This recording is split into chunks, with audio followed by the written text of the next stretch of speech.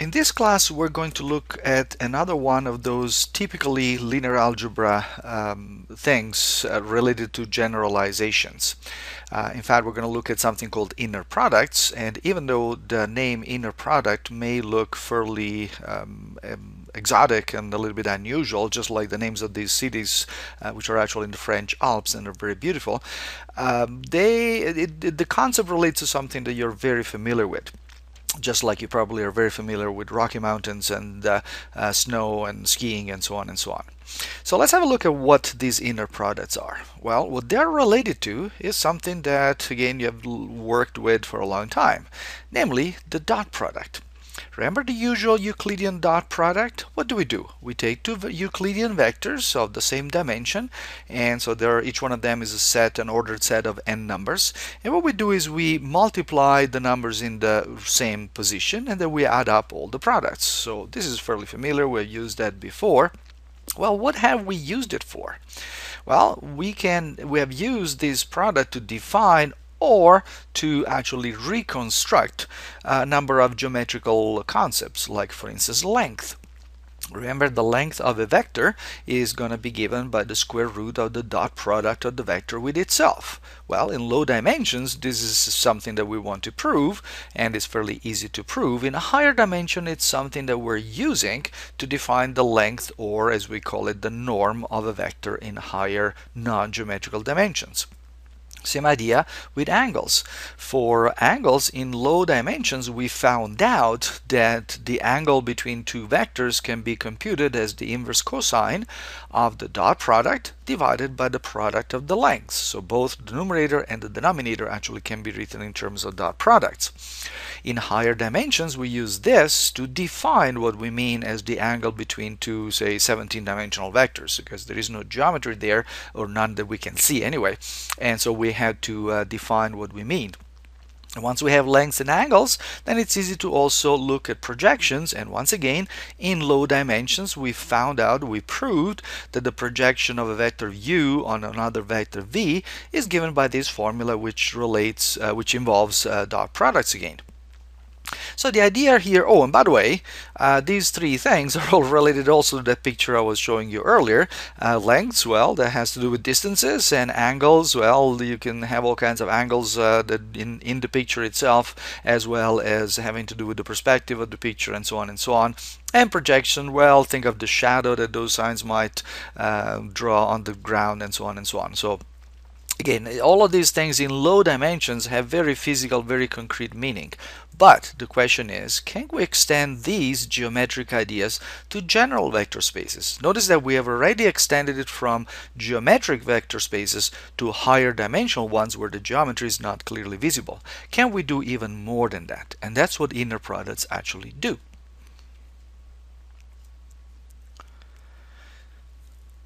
So, having explained what is the purpose of doing inner products, let's define what we mean by an inner product. So first of all, we're gonna play this game in a general vector space V. So that means it's a space whose objects, it's a set whose objects satisfy those 10 axioms of vector spaces, right? So they don't need to be geometric vectors, they could be other things, they could be functions, they could be matrices, it could be all kinds of other things.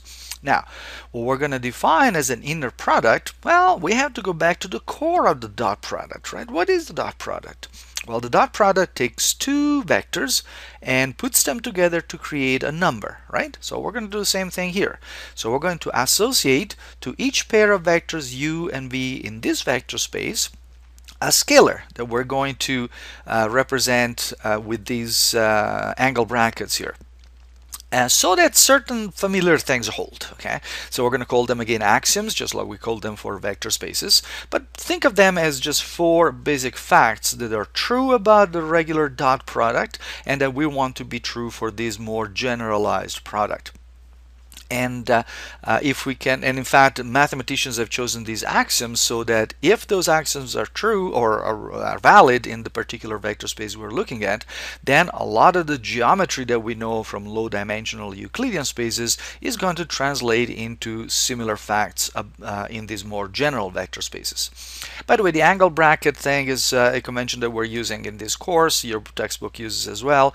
Many other textbooks and sources use it, but you may find that the the inner product may be defined through other notations. I hope you're coming to terms with this variety and flexibility of notations that we find in linear algebra. All right, so what we're going to do is we're going to have to define some way, and by the way, in class and through the book, you're going to see many examples of how this is done. For now, let's just assume we have this procedure that allows us to associate to each pair of vectors a scalar, a number, a real number. So that, however, 4 facts have to be true. First fact, commutativity. All right, we know what commutativity is. What that means is that if I compute the inner product of u and v, that's supposed to be the same as the inner product of v and u. So that corresponds to the familiar fact that u dot v is equal to v dot u. Second property, distributivity. Okay, so what we want is for our inner product to distribute, and actually it's enough to distribute with respect to the left side vector. Because of commutativity, it really doesn't matter. You can switch the first two those two vectors on the left hand side and get distributivity for the right hand side as well. And this corresponds, of course, to the usual distributivity for the dot product. If I take the sum of two vectors and do the dot product with a third one, that's the same thing as taking the dot product of each of the two vectors u and w with v and adding them up. The third one is associativity, and again, this is fairly common. It has to do actually with scalars. So what we want is that if we multiply the dot product by a scalar k, we get the same thing as if we had first multiplied that scalar by the first vector or by the other vector. It doesn't matter. So again, this is very similar to, it's the same. It is not actually similar. It's the same property that we have for dot product when it comes to multiplying by a scalar, the fact that we can move the scalar anywhere within that dot product. The last one is a property that we know, but we haven't really played very much with, and I'm not sure that we have given it a name yet, but it's something called the positive definite. What does that mean? It means that if I take the inner product of a vector with itself, I cannot get a negative number. I've got to get a positive number or 0. So this corresponds to the fact that if I take the dot product of a regular Euclidean vector with itself, I always end up with something which is non-negative.